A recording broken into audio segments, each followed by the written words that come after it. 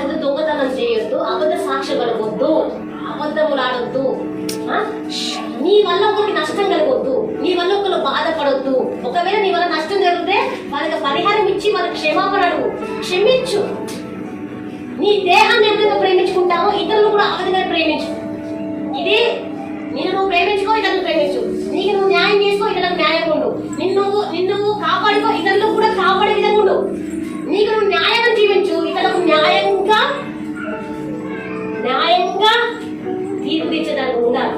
హల్లెలూయా, హల్లెలూయా, హల్లెలూయా. ఈ న్యాయం నువ్వు బ్రతుకు, నీ వల్ల ఒకరిని బ్రతికించు అంట. కానీ నువ్వు తిను, ఇంకోళ్ళ కడుపు కొట్టాడు.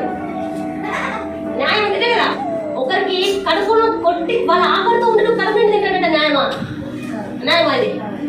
వాడు ఆకలితో ఉన్నాడు, వాడిని తీసుకున్నావు, నీ దగ్గర కొంచెం ఉన్నది, వాడిని తీసుకుని రెండు కలిపి నేనే తింటానంటే వాడు ఆకలితో చచ్చిపోతే ఒక మాట తీస్తా బైబుల్లో, ఎవరైనా నిన్ను బాధ పెట్టి అన్యాయంగా నీ మీద పడి ఎవరైనా నేను గాయపరిస్తే, నీ దగ్గర తప్పు లేకపోయినా తప్పును మోపి నేను గాయపరిస్తే వాళ్ళని దేవుని దగ్గరకు వచ్చి ప్రార్థన చేసి ప్రభువాను ఈ వ్యక్తి ఇట్లా బాధ పెట్టాలంటే దేవుడు ఆ ప్రార్థన విని వారి పక్షాన న్యాయం చేస్తాడు తెలుసా? హల్లెలూయా. నీ వల్ల ఎవరైనా బాధపడి దేవుని దగ్గర మొర పెడితే వాళ్ళ శక్తిహీనులైనా సరే, వాళ్ళు బలవంతులు కాదు, బలహీనులే, కానీ మొర పెడితే బలవంతుడైన దేవుడు ఆ పక్షాన్ని దిగుతాడు, దిగి వేస్తాడు సార్. ఏం చేస్తాడు? న్యాయం చేస్తాడు. కైకోనండి, అప్పుడు నీకు ఏ రోగం రాదు. ఒకవేళ ఈ మూడు చేస్తూ కూడా నువ్వు బలహీనత పాలైతే దేవుడిని స్వస్థపడతాడు. నథింగ్ నిన్ను సంపడు. దేవుడికి ఇష్టమైన పని ఏంటి తెలుసా?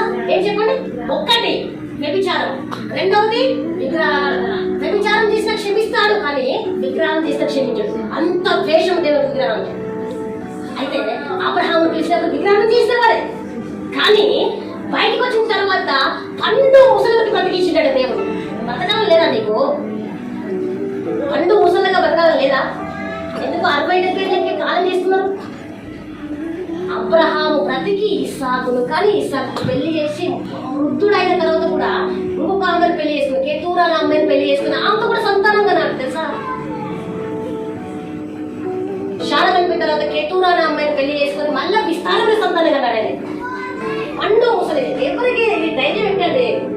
ఎవరిది బలం? అది ఎవరిది బలము? దేవుడు లేకపోతే అబ్రహాం ఉంటాడా? అబ్రహాం ఆ వయసులో కుమారి అంటాడా? అది దేవుని బలంగా చేసుకో. ఎందుకు ఇదంతా? ఏ అధికారం చూసుకుని ఎందుకు బలము? ఎవరు చూసుకొని బలం? దేవుడు చూసుకోవాలి కూడా. ఆ బలము పోదు, దేవుని బలం పోదు, మనుషుల బలం పోతుంది పోదు.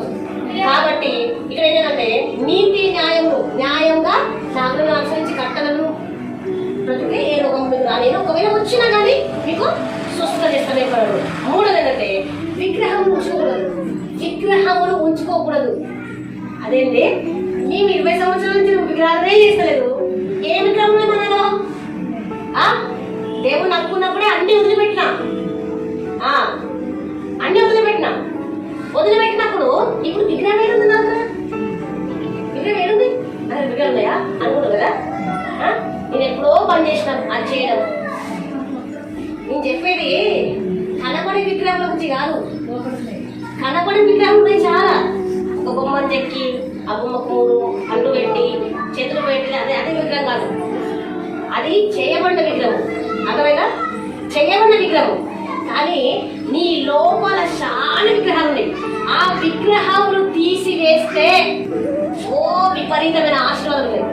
విగ్రహమును తీసివేయి, నీ మనస్సులో ఉంచుకోకూడదు. విగ్రహములో ఏ విగ్రహం చెప్పు? ఏ విగ్రహం? విగ్రహం ఏంటిది? కోపం అనే విగ్రహం, ఓరలందరి విగ్రహము, మనస్సున గర్వం అనే విగ్రహము, అహంకారం అనే విగ్రహము, ఆయాసం కలిగించే విగ్రహము, శోధించే విగ్రహము, చిన్న చూపు చూపే విషయం, ఇవన్నీ విగ్రహాలే. ఆవుపోతు ఒక విగ్రహము, వ్యభిచారం ఒక విగ్రహము, హల్లెలూయా, అబద్ధములు ఒక విగ్రహమే. ఇవి కనుక నీ దగ్గర తీసివేస్తే ఈ విగ్రహములు నీలో కనబడకుండానే ఉన్నాయి. దేవుని దగ్గర విగ్రహం లేని. ఇంకోటి ఏంటంటే నా పరిశుద్ధ మందిరమును మీరు సన్మానించాలి, అంటే గౌరవించాలి. ఇది ఎవరు చెప్తున్నారు? ఒక ప్రవక్త చెప్తున్నాడు, ఒక భక్తుడు చెప్పట్లేదు, రాయట్లేదు. స్వయంగా ఎవరు? యెహోవా, పౌరుషము గల యెహోవా చెప్తున్నాడు. ఏంటా? నా పరిశుద్ధ మందిరమును సన్మానింపవలెను, వ్యర్థంగా ప్రవర్తించకూడదు. అసలు క్రమశిక్షణ సన్మానించడం అంటే గౌరవించడం. గౌరవించాలి నా మందిరాన్ని, గౌరవించాలి నా పరిశుద్ధ స్థలములో చెప్తున్నారు దేవుడు. హల్లెలూయా. ఇక్కడ ఏమంటుందంటే మీరు నా కట్టడలను బట్టి నడుచుకొని నా ఆజ్ఞలను అనుసరించి వాటిని అనుసరించి ప్రవర్తించిన ఎడల మీకు వర్షకాలంలో కరెక్ట్ వర్షం వస్తుంది. అర్థమైందా? దేవుడు 3 ఏమంటుందంటే ఇవన్నీ విగ్రహాలు తీసివేసి నాకు లోబడితే కరెక్ట్ వర్షాకాలంలో వర్షం ఇస్తా. అర్థమైందా? కరెక్ట్ వర్షాకాలంలో వర్షం ఇస్తా. మీ భూమి పంటలను ఎత్తును, మీ భూమిలో పంటలను ఇస్తా, మీ పొలంలో చెట్లు ఫలిస్తాయి. తరువాత ఇంకేంటంటే మీ ద్రాక్ష పండ్ల కాలం వరకు మీ నూర్పు సాగుతుంది.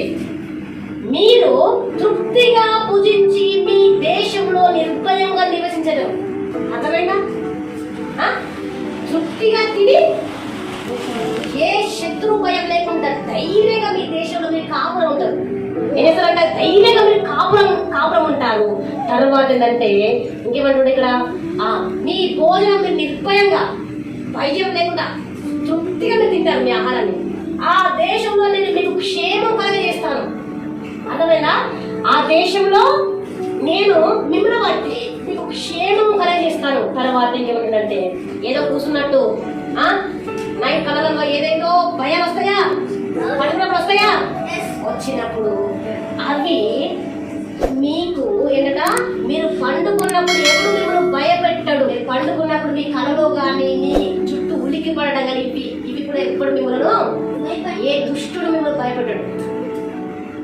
మీరు ప్రశాంతంగా నిద్రపోతారు, ప్రశాంతంగా భోజనం చేస్తారు, మీ దేశంలో క్షేమం కలిగేస్తాను, మీకు ఏ భయము లేకుండా నేను మిమ్మల్ని కాపాడతాను, మీకు ఖచ్చితంగా మీకు పంటలు మంచి మంచి పంటలు ఇస్తాను, వాటికి ఎలాంటి చీడపురుగు రాదు, మీ పంటలు అకాలంగా నాశనం కావు, వర్షం కరెక్ట్ టైంకి వర్షం కురిపిస్తాను, మీరు స్వచ్ఛగా స్వతంత్రంగా ఆ దేశంలో జీవించేలాగా నేను చేస్తాను. మీరు పండుకున్నప్పుడు మిమ్మల్ని ఎవ్వరూ భయపెట్టకుండా అంటే కలవ భయాలు శత్రువులు ఏమి కాకుండా నేను మిమ్మల్ని కాపాడుతాను. మీ దేశంలోనికి ఖడ్గము రాదు. ఖడ్గం ఎందుకు వస్తుంది? యుద్ధం అయితే ఖడ్గం వస్తుంది. కానీ ఆ ఖడ్గము కూడా ఆ యుద్ధ వాతావరణం కూడా లేకుండా చేస్తా. ఆ ఖడ్గం అనేది మీ దేశంలో ఉండదు. మీరు మీ శత్రువులను తరిమెదరు. హల్లెలూయా. ఏసంట శత్రువులు తరుముతారంట. శత్రువులను తరుముతారు. ఎట్లా? మీరు 5 అయితే మీ 5 కలిసి 100 మంది శత్రువులు తరుముతారట.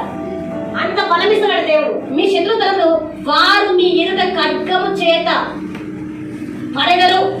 మీరు 5 100 మందిని తరుముతారట. 5 ఏమో 100 మందిని తరుముతారు. 100 మంది 10,000 మంది తరుముతారట. మీ శత్రువులు ఉంటారు మనకి.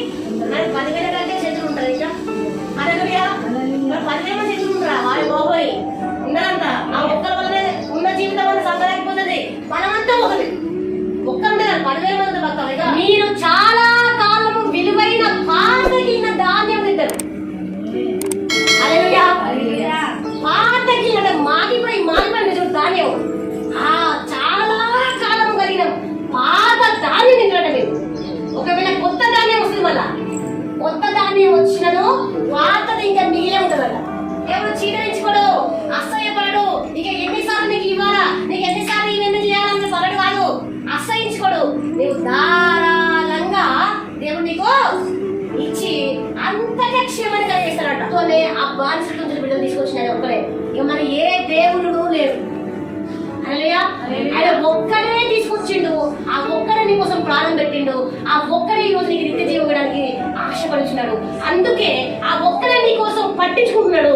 ఆ ఒక్కడే నీకు ఆరోగ్యం ఇస్తున్నాడు. ఆ ఒక్కడే నిన్ను ఆశీర్వదిస్తున్నాడు. ఆ ఒక్కడే నిన్ను అన్ను దినము కాపాడుచున్నాడు. శత్రువుల